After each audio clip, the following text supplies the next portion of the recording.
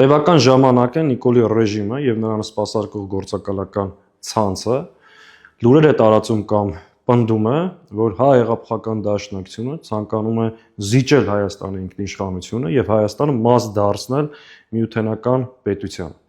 եւ հղում անելով ինչ որ իրենց կողմից հորինված կամ կեղծված փաստաթղթերի։ Սիրելի հայրենակից, երբեք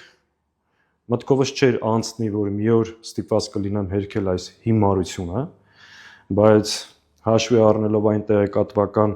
գրոհը, որ տեղի է ունենում մեր նկատմամբ, մեկ անգամ եւս պնդում եմ, որ հայ-հեղափոխական դաշնակցության որևէ ժողովում, որևէ տեղ նման քննարկում տեղի չի ունեցել, էլ ուր մնաց որոշում, որ Հայաստանը պետք է մաս դառնա միութենական պետությանը։ Սա այս իշխանությունների կողմից հորինված հերթական ֆեյք եւ կեղտոտ տեղեկատվական գրոհն է, որ տեղի է ունենում մեր նկատմամբ։ Հայ-հեղափոխական դաշնակցությունը իր պատմության, կենսագրության 135 տարիների ընթացքում պայքարել է բացառապես հայ ժողովրդի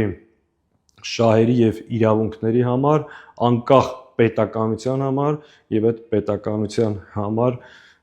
մշտապես գնացել է զոհողությունների։